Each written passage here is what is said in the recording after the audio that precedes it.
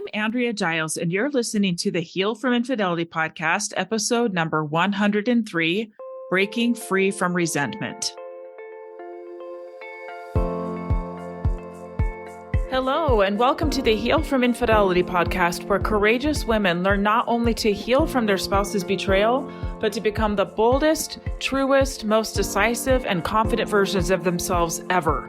If you know there's more for you than the life you're currently living, but don't quite know how to get there, you are in the right place. Stick around to learn how to create a life that will knock your own socks off. Is it possible? It is, and I'm here to show you how. I'm your host, Andrea Giles. Are you ready? Let's dive in. Hello, everybody. Welcome to the podcast. I've got some great stuff that we're diving into today. Before I do, I will just say that this last week, I started meeting with my new No in 90 group, and it has just been wonderful. I'm just so excited for this new group. I just love all the people that come. It's so fun for me to wonder who is coming, who I get to love on, who I get to teach, who I get to coach. And it's just a joy. So those of you who are listening, who are in my new group, I'm so glad you're there. And for those of you who are interested in working with me in the future in a group, just keep listening and I'll let you know when that becomes available again. Okay, so today we're going to talk about resentment. Resentment can be a beast. It can feel really terrible, really heavy. Sometimes can feel like a heavy bag that we're carrying around, and sometimes it feels like it's going to sear you, burn you straight through. It can be heavy, okay? I decided to focus a whole episode on resentment because I'm seeing a lot of it in my clients, and I want to help you navigate it. I see it in myself sometimes too, and it feels awful, okay? What is resentment? So, the Queen of Emotions, Miss Brené Brown, defines resentment in this way. Resentment is the feeling of frustration, judgment, anger, better than and or hidden envy related to perceived unfairness or injustice. It's an emotion that we often experience when we fail to set boundaries or ask for what we need, or when expectations let us down because they're based on things we can't control, like what other people think, what they feel, or how they're going to react. Okay, so today we are going to dive deep into this, okay? So rather than going through this in a kind of boring lecture style of what to do with resentment, I want to have some real talk with you of real clients and how resentment rears its head and the destruction that it can cause, okay? Infidelity, as you probably know if you're listening, can be massive breeding grounds for resentment. You may think that I mean from the person who was cheated on toward the person who cheated, but that is not correct. I see it coming from both sides. Now, to honor the privacy of my clients, I'm going to change some details for some of the scenarios I'm about to share, but these are based on real situations, real clients. Client number one is a woman who feels very burned by her husband's choice to step outside the marriage. She resents that she is hurting and blames it on him. She resents that he could go out and seemingly have himself a merry little time while she is being the responsible, faithful one. She resents that she has to work so hard to heal while he doesn't seem to be doing enough. But going back to Brené Brown's definition, what is really going on here? She is thinking that he wins and she loses. He broke their promises to each other to have what he wanted, and she is stuck with what she doesn't want. And she fears that she will never get what she wants. This same person knows that she doesn't like many things about the current situation. She knows that she is asking for crumbs. She wants so much more, but she's afraid that if she really speaks up, he will think she is too much and leave her. She so mutes and downplays what she wants that she often even hides it from herself because it feels too painful to really look at. She thinks, what's the point? What's the point of even going there? I probably won't ever get it. And then she often resents him for it. She looks at him and resents him because it sounds like he gets to have his cake and eat it too. He went and had his fun at my expense. Now there's this huge mess to clean up, and I am still here. cleaning up the mess. Okay. Now let's look at her husband. Okay. Like I said, I am speaking from real life examples here. I work in my one-on-one practice with both men and women. In general, I work with women whose partner or spouse has been unfaithful, but more men are wanting to work with me to become the better version of themselves that doesn't need to step outside their marriage ever again. Okay. So I've been working with men and hearing some of their thoughts and some of their struggles. And it's been really eye-opening and fascinating to me to understand the minds of both partners. Okay. So back to the scenario. The husband in the picture is sincerely remorseful. He hates what he has done to his wife that he loves. He feels a great deal of shame around it and wonders what is wrong with him. He is open and willing to do what it takes to fix the marriage. He sincerely tries to communicate with his wife, but almost every time they talk, it turns into a fight. It's like a ticking time bomb. When will something I say blow this bomb up, cause some kind of reaction? He starts to learn that if he says how he really feels and it is not what she wants to hear, she will argue with him and tell him how selfish he is being, how he is not validating her, etc. It can get very messy, very quick at this point, and it's easy to see why people just throw up their hands in despair and call it quits. Okay. What becomes more and more evident is that he loves his wife, but he also resents her. He does not blame her for the infidelity. He knows that those choices were his own. But he begins to see that before the infidelity happened, there were big parts of him that he felt were unacceptable to her. And he feared that letting her really see those parts would cause her to react or to shut down or to dismiss, or that she was too busy to hear about those parts, to really pay attention to him, too busy raising the kids and volunteering and working and all the things. So while he wishes he did some big things differently, he recognizes and he can see that he resented her before the infidelity. And now he is resenting her because he still feels like he doesn't really have grounds to ask for anything since he hurt his wife and their marriage so much.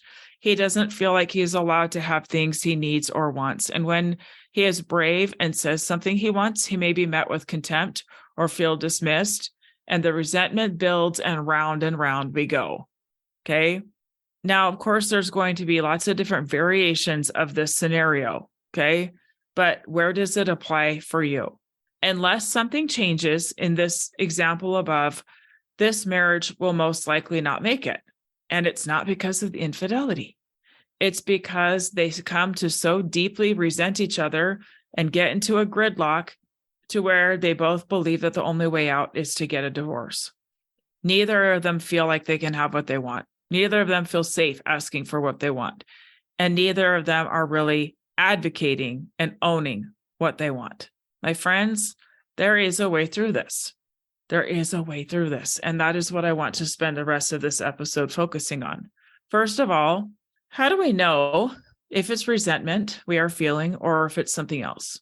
One way to spot resentment is by looking at what we need or what we think that we want that someone else has that we think we can't have. Okay.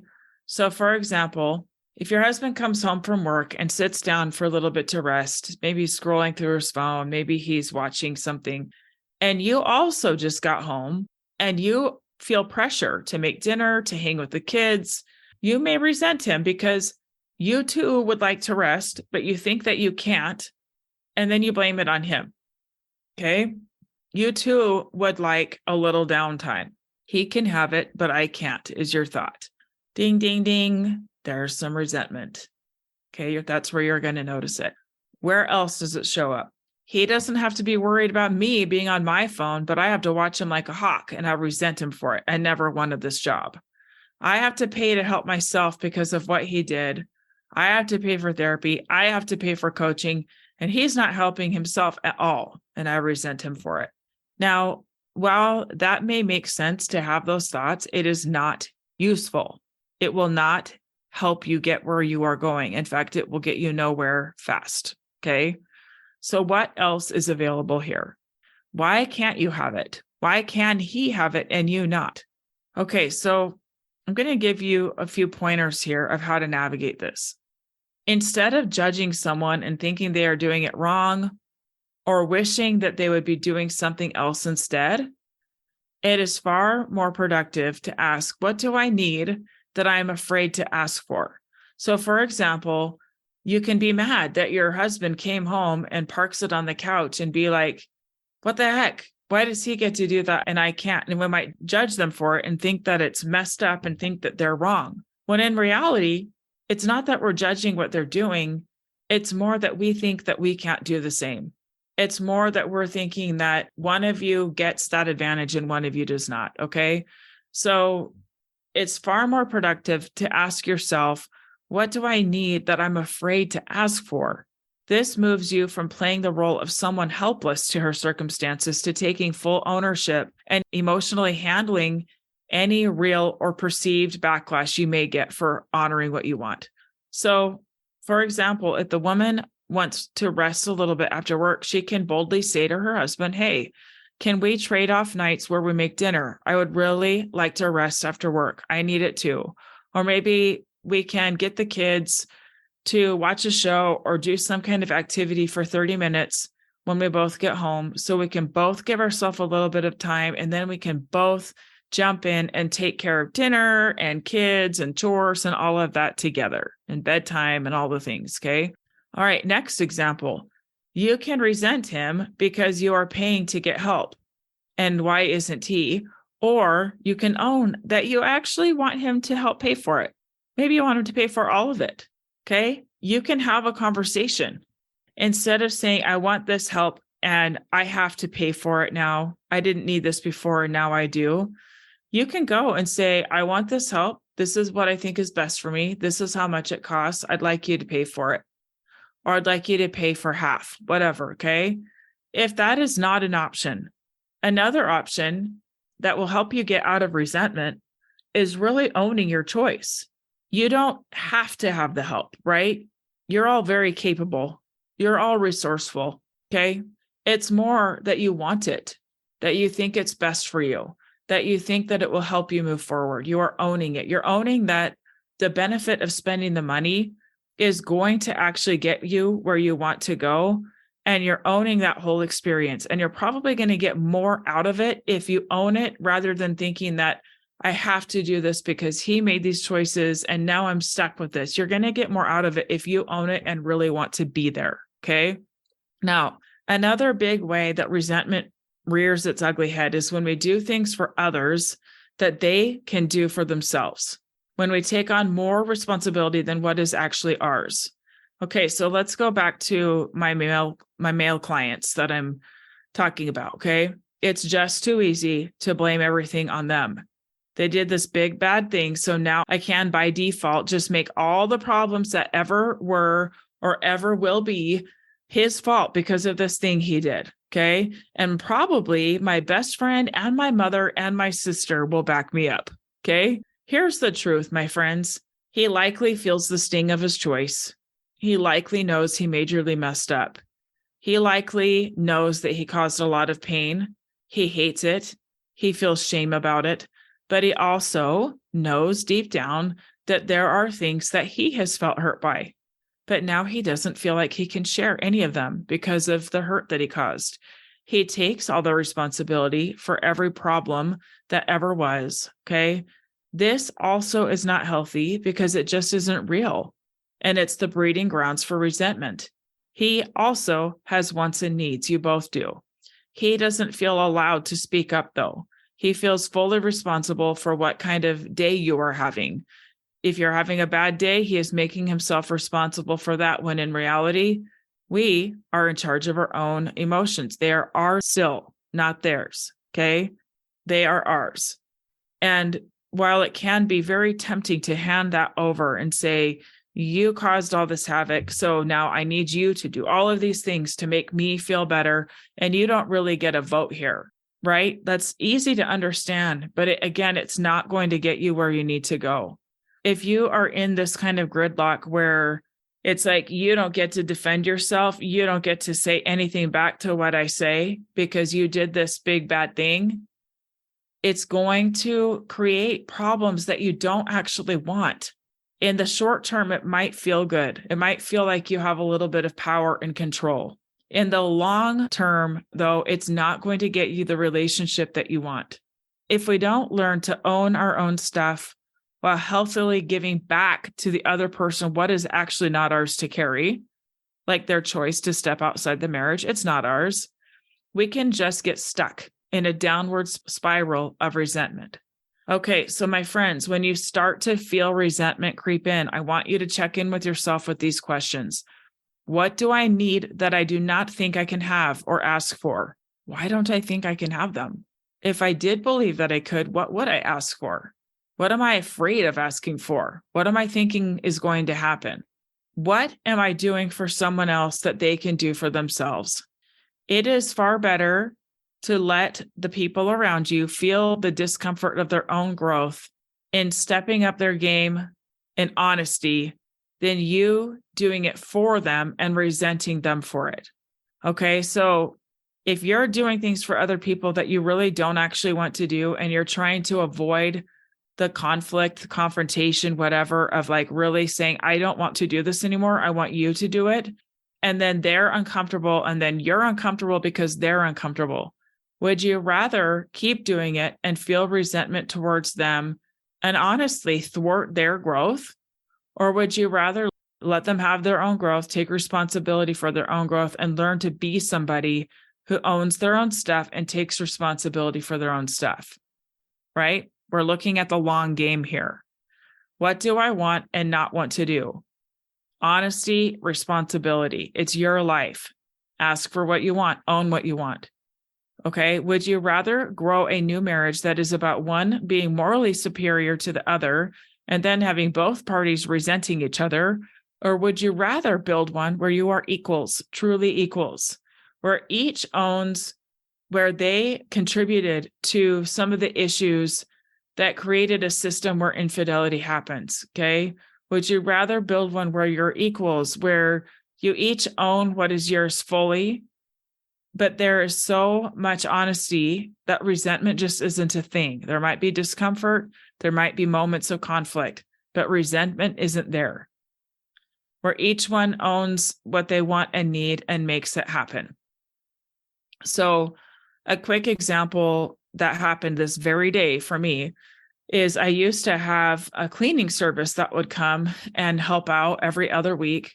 As you know, I have lots of kids, lots of people coming and going all the time. We have 12 children, 3 grandchildren. Some of our adult children live locally. 2 of our grandchildren live local. They're about an hour away. We have 6 kids that live at home. 5 of them are teenagers. And if any of you listening have teenagers, oh my gosh, are they messy, right? Holy smokes, are they messy? And they all have chores. They all have things that they do. But even still, I just never really feel like my house top to bottom is just clean. And I had this cleaning service and they became short-staffed, this and that. And so I lost the service and haven't had anything like that for several months. I own my own business. I work a lot. I have a baby that's almost a year old, busy husband, all the things. And I have noticed myself feeling resentful at my family that they're not more helpful. Like, come on, get it together. Come on, you can do more.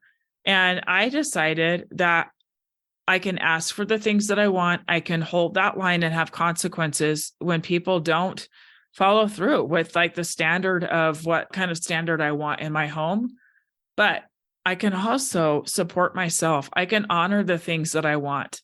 And I can make myself worthy of those things and just make it happen. I don't have to excuse it. I don't have to have a good enough reason, right? And so this very day, I had a new cleaning service owner come and give me a bid, and we're going to start up again. It's been several months. I'm starting up again, and I'm taking responsibility for that. It's something that I want.